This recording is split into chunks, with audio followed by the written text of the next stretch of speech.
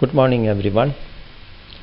In the last class we have seen what is the difference between weather and climate, and also we have seen some details of paleoclimatology and also the historical way of knowing climate of a particular place. In this class I am going to talk to you about classification of climate. Several scientists have been making attempts to classify climate, studying the past climate as well as the present one. Now, in the past, a lot of scientists have studied climate for classification based on their travel and also the local knowledge of the climate and several other parameters which have been recorded. But today, the real attempt at classification is based on the cause and effect. For example, you have the example for a cause is that there is an air mass over a particular area which is going to result in a particular weather condition. For example, in Kerala we say that we have a monsoonal climate, which means that for nearly 6 months of the year we have the clouds over our sky, and this is causing rain in this particular area called Kerala. Now what is the result? The result is nothing but these rains will result in a vegetation which is much different from some of the other states in India, for example Tamil Nadu. So this is actually the cause and effect of the classification, used in classification of climate. That means that the topographical, the vegetational and several other things are taken into climate, thereby a very meaningful classification is resulted. Okay,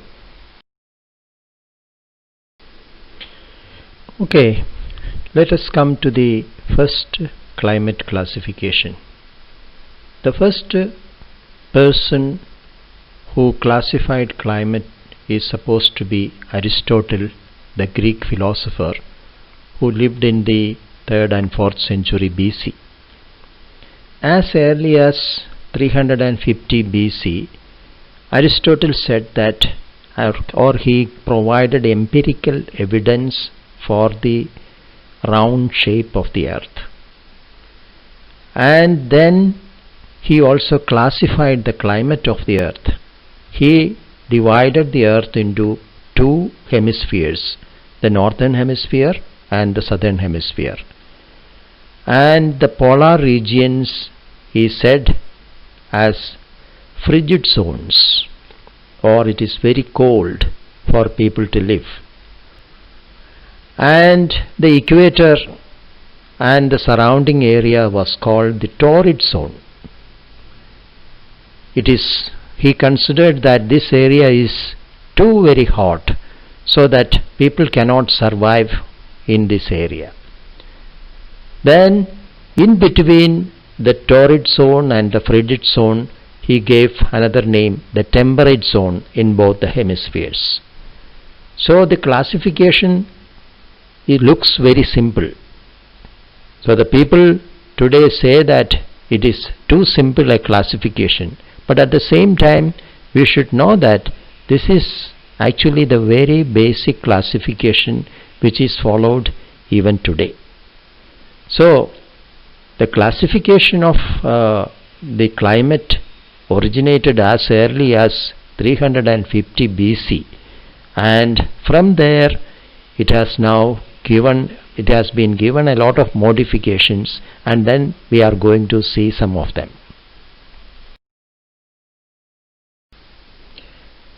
Okay, I have already told you in the introduction part that today's climate classifications are based on the causes and effects of climate. I have given you an example, and the same example is given in this particular slide. That is, the cause is relative frequency over time of a specific type of air mass over an area, and the weather pattern it causes. And the effect is vegetation types present in an area as determined by the climate. And the example I have given is monsoonal rains in Kerala and the related vegetation of the state. This particular map, what you can see is Kerala, and you can see the two adjacent states, Karnataka and Tamil Nadu. You can see that Kerala is particularly very green compared to Karnataka or Tamil Nadu. The reason is that you have the Western Ghats range of mountains in the eastern part of Kerala, and that really gives us a lot of rain, because the precipitation of clouds is enhanced by the presence of very highly elevated hills, and therefore a lot of rain comes to Kerala. And you know, the rainfall, the average annual rainfall of Kerala is around 3000 millimeters, whereas in Tamil Nadu you can see that the rainfall is only less than 600 millimeters a year, which means that this water is actually promoting a lot of vegetation, and you have a very lush green Western Ghats and the surrounding areas, and which is all over Kerala. You will find this particular case.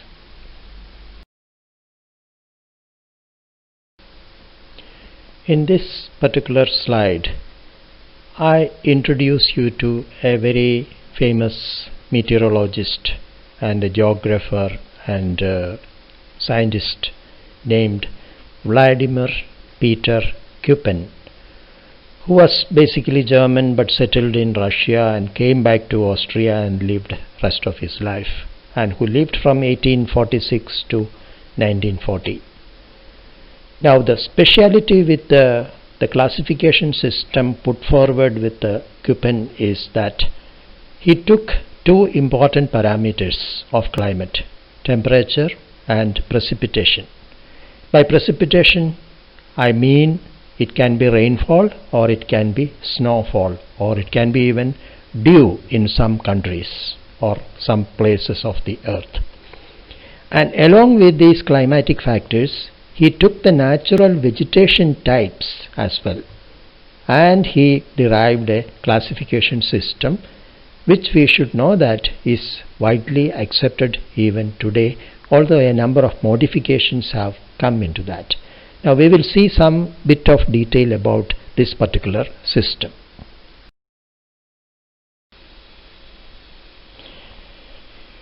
Well, Köppen used a multi-tiered classification system with the letters ranging from A to E. That is, he had a multi-tiered, which means 5-tiered classification system, and this was based on temperature and precipitation. But if you examine, you can see that generally these things line up based on the latitude of the earth. But I told you a lot of modifications have happened to Köppen's classification, and presently they use 6 letters up to F to divide the world into 6 major climatic regions based on average annual precipitation, average monthly precipitation, and average monthly temperature. We will see some details now. Alright, we are now looking at the modified classification of Köppen. Now, I told you that he used 5 letters, A to E, but in the modified classification system they have used 6 letters up to H. Now let us see what each letter represents, or what is each letter used for. A for tropical humid, B for dry, C for mild mid-latitude, D for severe mid-latitude, E for polar, and H for highland. So this H for highland was added after Köppen created his system. We will see that the importance of that later. Now each category is then subdivided into subcategories based on temperature and precipitation again. Now there are 24 such subcategories. So the classification is a bit complicated, but if we look at it from a very systematic view, or from the angle of a latitude, you will find that it is very simple. Okay.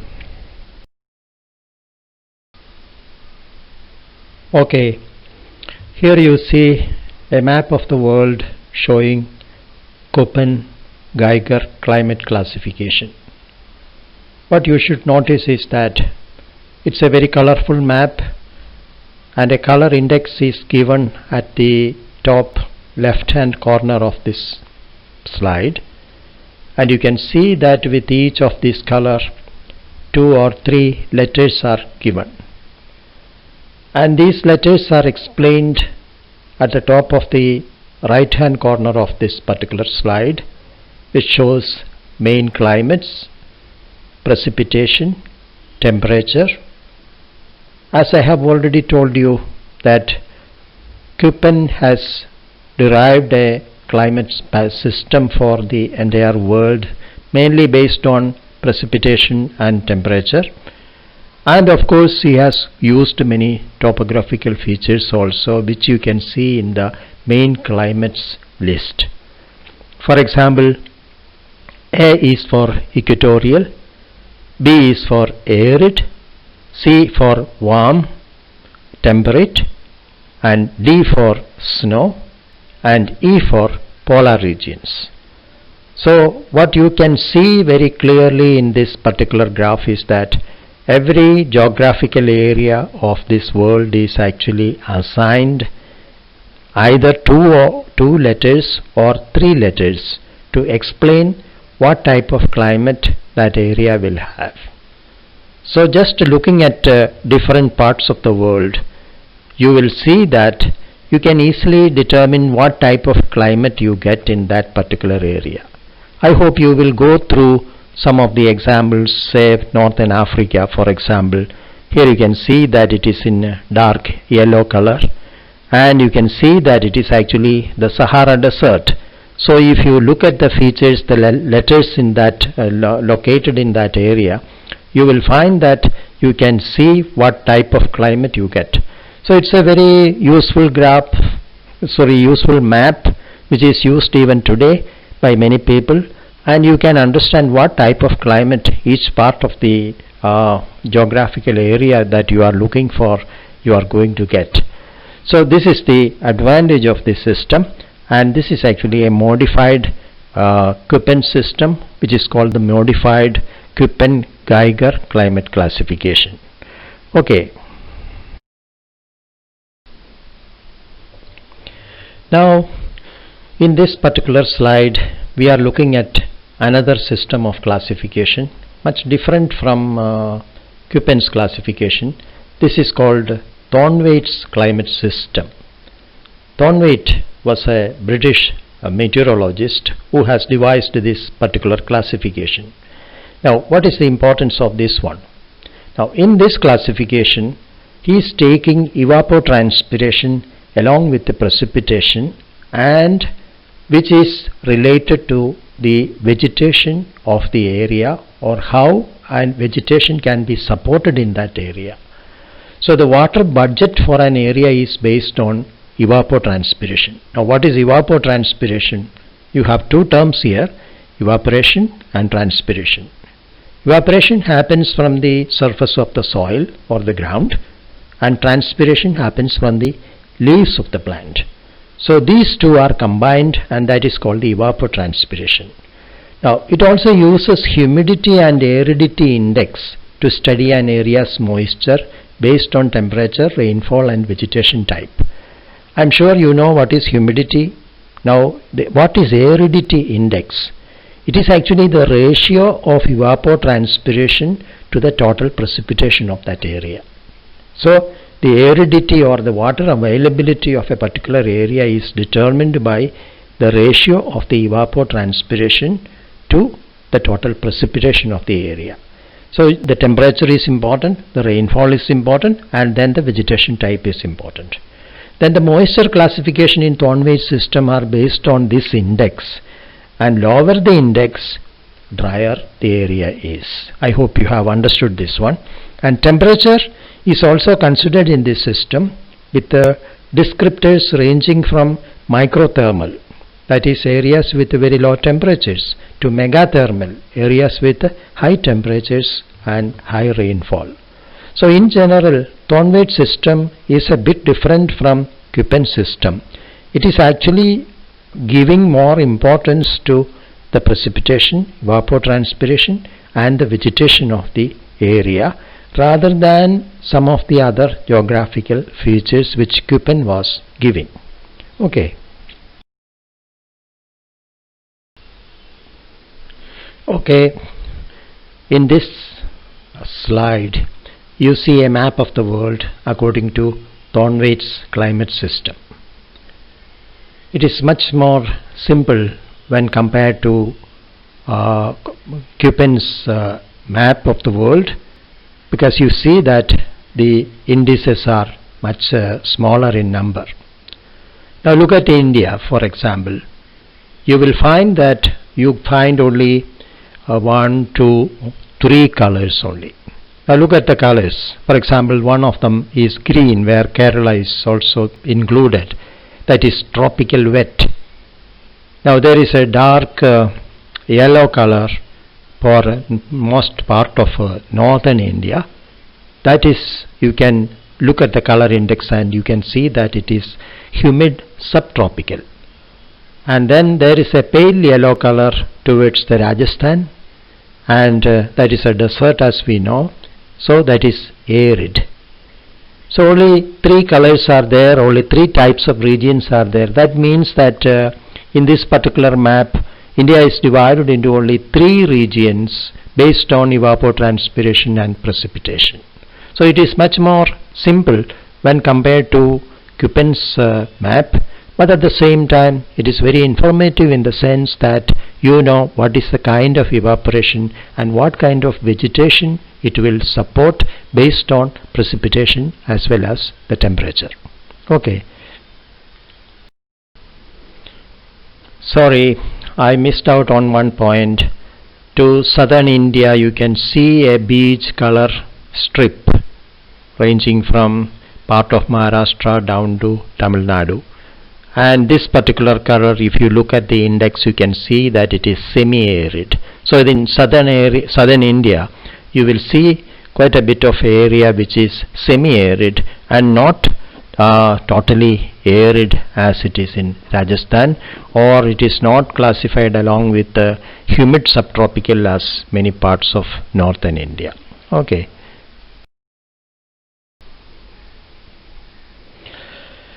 Well, taking cues from Köppen's classification and Thornweight's classification, several attempts have been made at classifying Kerala's agro-ecological zones.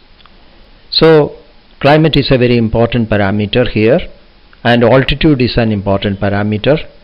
Then soil type is important and topography is also important. So based on these parameters, Kerala is subdivided into several agro-ecological zones. And in altitude, what they have done is that they have divided Kerala into 2 types: below 500 meter elevation and above 500 meter elevation. And rainfall, they have used 2 patterns. Pattern 1, where you find that both monsoon, that is southwest monsoon and northeast monsoon, places where they are operative, and pattern 2, where only southwest monsoon is active. Then there are 9 different soil types recognized for Kerala, and that is again taken as another parameter. And the 4th parameter is topography, and they have subdivided into several models, and this is based on the extension of the valleys and hills in the different parts of Kerala. So we will see a classification based on these parameters now. Okay, in this slide you see an agro-ecological classification of Kerala. The important thing that you should notice is that there are 13 such agro-ecological zones recognized for Kerala, and you should know that it is one of the smaller states of India, and we have 13 different agro-ecological zones. It is good to remember them. The first one, for example, is Onattukara, second is the coastal sandy, and third one is southern Midlands, fourth central Midlands, 5 northern Midlands, 6 Malappuram type, 7 Malayoram, 8 Palakkad Plains, 9 Red Loam, 10 Chittoor Black Soil, 11 Kuttanad, 12 Riverbank Alluvium, and 13 High Ranges. And if you look at the rest of the columns, you will find that the altitude, rainfall, topography, soil type, they are all taken into consideration for dividing or classifying them into these 13 different agro-ecological zones. I hope you can go through that and then try to understand what kind of altitude and rainfall and topography and soil type each zone will have. Thank you. Well, this is an addition to the previous slide. Actually, the map of Kerala is shown here with the different agro-ecological zones. The only thing that you have to notice is that instead of the 13 that we have seen in the last table, here you can see only 10 of them marked in the map. Now why? Because as it is, the note is given there on the side of the map, northern, central and southern Midlands have been combined in this map as Midlands. So there are only 10 zones here in the map. It is up, the table of course shows 3 of them as separate, and this is the Midlands have been shown in a very light blue color, and you can understand, and if you want to just to see what kind of agro-ecological or climatic zone you have in a particular area, you can look at from the color of the map given in the map and see what kind of soil, what kind of altitude, what kind of thing. You get a very good idea what kind of even soil that you have in a particular area. So this map is a very informative one with regard to the climate classification of Kerala. Okay, we now conclude this class on the classification, the climate classification. Especially we have seen the global classification of climate, 2 types, Köppen's classification and Thornwight's classification, and now we have also seen the agro-ecological zonation of Kerala, which is also very informative. What you have to look for is how you can use some of this data when you are going to study more into the wildlife or the wildlife studies that you are going to make. For example, I am sure you will be doing projects in your course, and then you will find that this information is very important, because whatever you are doing in biology, the climate of the area, the soil of the area, the altitude of the area, the topography of the area, these are all important, and I am sure this class will be very useful in future, especially when you are studying more into your wildlife studies, and also when you are doing the projects. If you have any doubts or questions, you are most welcome, and you can also give comments about whether if you have not understood anything, you can raise that points, and that will be helpful for me in future also. Thank you.